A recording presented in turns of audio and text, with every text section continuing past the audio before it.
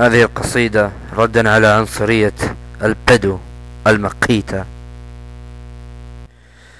قالوا بقايا حجاج، قلت والنعم فيهم، ما بقى الا رعاة الأغنام يتكلمون فينا وفيهم. ما لومهم لأنهم بدوان، هذه اخلاقهم وهذه مواطيهم. يا رب يا منان يا خالق الأكوان، خذهم لعندك واكفينا بلاويهم.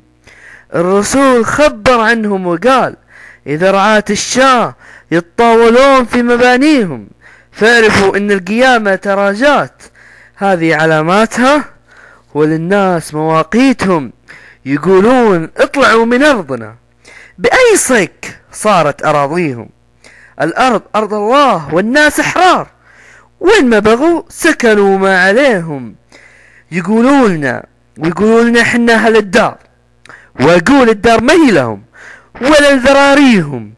هم بدو رحل كل يوم في ديار، ما لهم وطن ولا أرض تغاليهم. حنا زرعنا هذه الأرض زهار من بعد ما كانت أشواق في مماشيهم. حضارة الحجاز صنعناها ولنا شهد، الأرض تشهد لنا حتى سراويلهم. واسأل أبوك وقل له يا يبا من اللي لبسنا السروال وكنا جواريهم. واسأل بعد وقل له من اللي كان يعلمنا وكنا تلاميذهم. حيقول لك يا ولدي ذولا حضران متعلمين من أولهم لتاليهم. خذونا من البدو وعلمونا الأخلاق ودرسونا وأدبونا، وهذه مفاهيمهم.